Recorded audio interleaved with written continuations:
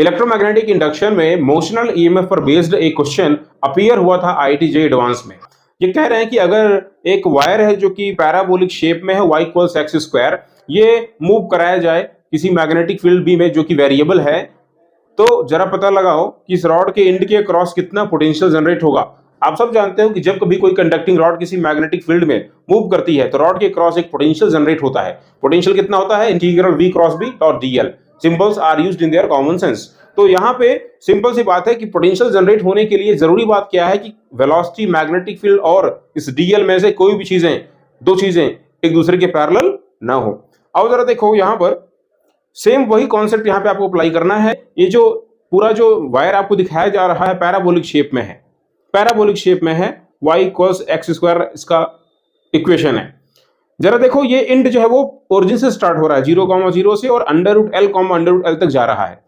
Wire को हम x axis के अलॉन्ग मूव करा रहे हैं, वेलोसिटी है v नॉट i कैप। मैं पूरा क्वेश्चन पढ़ देता हूं एक बार, जरा देख लीजिए। A wire in parabolic shape y equals X square is moving with velocity v equals v naught i cap in non uniform magnetic field. Magnetic field यहां पर वेरिएबल है। Magnetic field is given here v equals v naught times of 1 plus y square upon l square k cap. इस तरीके से है, k cap का मतलब magnetic field vertically upward direction में है। फिर कहना चाहते हैं, you can see in the figure, find the potential difference developed between the ends of the rod. इस रॉड के एंड के क्रॉस कितना पोटेंशियल जनरेट होगा जरा पता लगाइए मोशन की वजह से। तो सॉल्व करने के लिए कॉन्सेप्ट हम वही अप्लाई करेंगे, integral v cross b dot dl, simple. अब जरा देखिए इसको सॉल्व करते हैं। क्योंकि रॉड वायर का जो शेप है वो एक कर्व के फॉर्म में है, तो हम इसका एक छोटा सा एलिमेंट लेते हैं। हमने इसका एक छोटा सा एलिमेंट लिया यहाँ पर। ये छोटा सा जो एलिमेंट है इसकी लंबाई है dl, छोटी सी लंबाई है। ये पूरी लंबाई मूव कर रही है। इसको हम दो पार्ट में ब्रेक कर सकते हैं, चाहे तो x एक्सिस के अलोंग dx और y एक्सिस के अलोंग dy। इस लंबाई dl को हम लोग जो है वो ब्रेक कर देते हैं ऐसे। तो लिखेंगे सबसे पहले एलिमेंट्री ईएमएफ जो कि छोटा सा होगा de बराबर कैसे लिखा जाएगा, इसको लिखेंगे v cross b dot dl। बात सही है आपकी? एक काम कर दीजिए, आप v क्रॉस b तो लिखिए, कोई दिक्कत नहीं है। dl को आप लिख सकते हो चाहो तो dxi cap plus dy j cap. बोलो कोई दिक्कत है किसी को? नहीं। ये छोटा सा जो ईएमएफ जनरेट हो रहा है ये उसकी वैल्यू है। यहां जरा चेक कर लीजिए, आप बोलोगे जब हम लोग क्रॉस करेंगे इसकी वैल्यू कुछ मिलेगी आपको, साथ में आप क्या लगाओगे, आप लगाने वाले यहां पर माइनस जे कैप, डॉट आप करोगे dxi कैप प्लस dy जे कैप। जरा देखो जब दो वेक्टर एक दूसरे के परपेंडिकुलर होते हैं तो उनका डॉट मल्टीप्लिकेशन 0 होता है, तो j डॉट i की वैल्यू क्या मिलेगी, 0 मिल जाएगी। तो जो भी पोटेंशियल हमको मिलेगा वो dy की वजह से मिलेगा।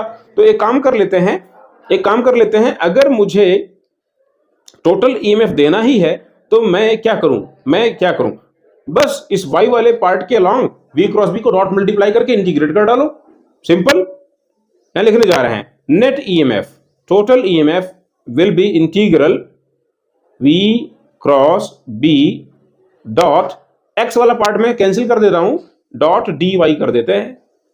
सही है, यहां पे लगा देते हैं j कैप। अब तुम सिंपल छोड़ दो, हमें बस इसकी वैल्यू से मतलब है, हमें बस इसकी वैल्यू पता लगानी है। तो जरा देखो क्या वैल्यू मिलती है पोटेंशियल की जो O से और A के बीच में आ रही है। यहाँ पे रख देते हैं वेलोसिटी की वैल्यू कितनी भाई साहब, वेलोसिटी की वैल्यू देखो v नॉट है। मैग्नेटिक फील्ड की वैल्यू कितनी है, तो मैग्नेटिक फील्ड गिवन है v नॉट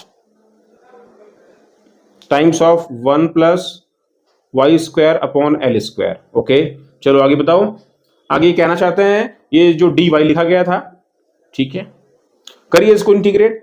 इसको अगर आप करते हैं इंटीग्रेट तो आपको लिमिट लगानी पड़ेगी। जरा देखिए ये वायर ओरिजिन से पॉइंट ए तक जा रहा है, तो इनका जो टोटल y के अलॉन्ग जो प्रोजेक्शन आ रहा होगा ये चीज जरा देखिए, ये टोटल जो लेंथ हमें मिल रही है y एक्सिस के अलॉन्ग, ये लेंथ हम निकाल सकते हैं।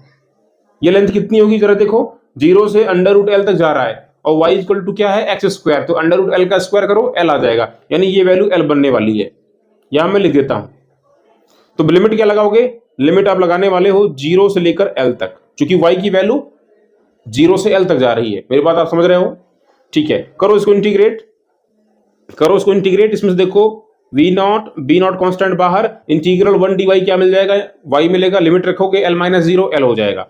चलो अच्छी बात, ठीक है, ये तो आपको मिल गया L। आगे बात करते हैं, plus integral Y square upon L square D Y क्या मिलेगा आपको, वाई की पावर 3/3 यानी एल की पावर 3/3। तो ये मिलने वाला है आपको एक तरीके से एल की पावर 3/3 एल स्क्वायर, लिमिट मैंने रख दी डायरेक्ट।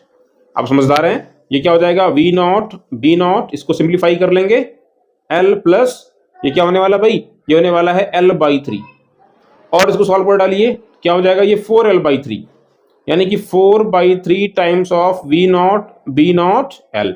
यही ईएमएफ जनरेट होगा इंड के अक्रॉस।